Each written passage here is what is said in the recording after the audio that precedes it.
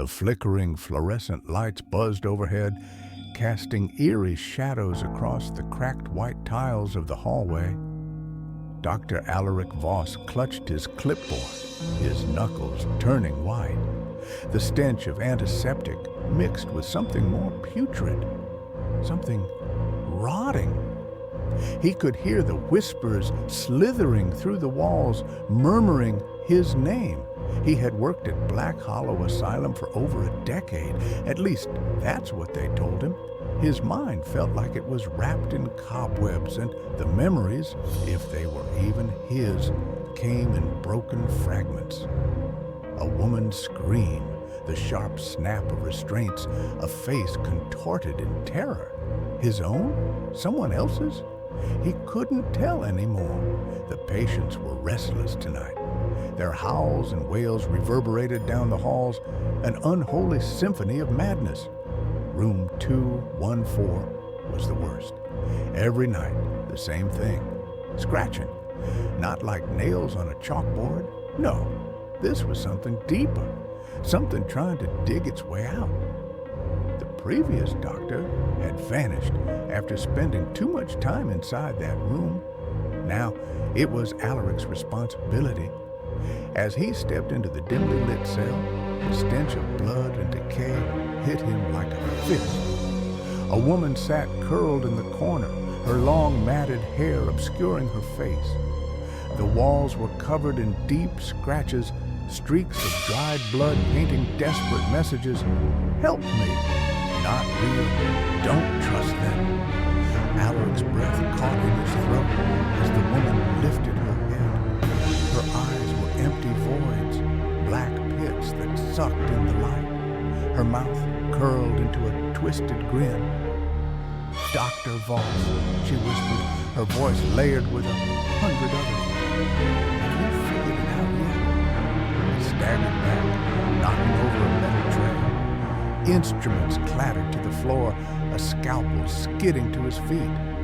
His reflection in the polished blade wasn't his own. A man with hollow cheeks, wild eyes, a face streaked with dried blood. It wasn't a doctor's uniform he wore. It was a tattered patient's gown, smeared with filth. The memories came crashing down. The screams were his. The restraints had bound him. The treatments, the needles, the whispered lies. "You're sick, Alaric," a voice had told him long ago. "You're not a doctor. You never were." He turned back to the woman, but the cell was empty. The door slammed shut behind him. The whispers grew louder, a chorus of laughing, screaming voices. The walls trembled, and the light flickered wildly. The scratches on the walls began to move, rearranging themselves, forming a single sentence. "Welcome home." A sharp pain exploded in his head, and darkness swallowed him whole. When he awoke, he was strapped to a bed, a doctor looming over him with a syringe. The man smiled, a kind but distant look in his eyes. "Good morning, Mr. Voss. How are we feeling today?" Alaric screamed, but no sound came out. The whispers laughed.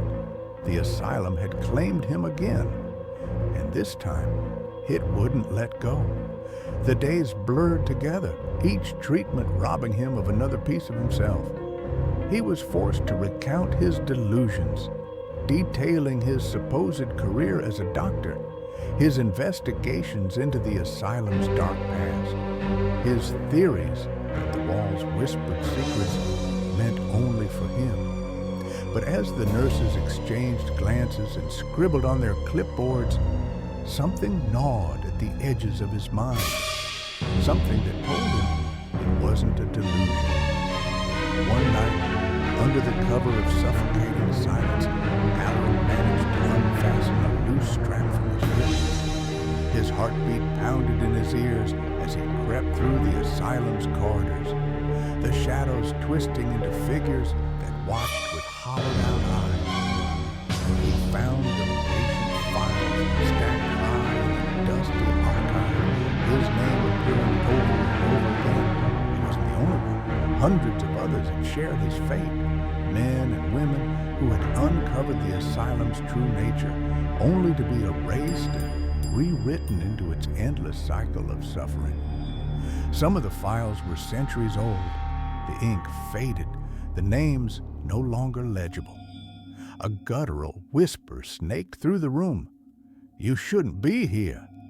He spun around, but the door slammed shut, trapping him.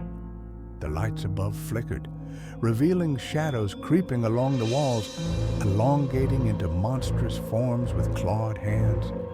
The asylum's past patients, its victims, watching, waiting. As the first of the shadowed figures reached for him, its touch ice cold against his skin, Alaric realized the truth. He had never been a doctor. He had never escaped. And he never would.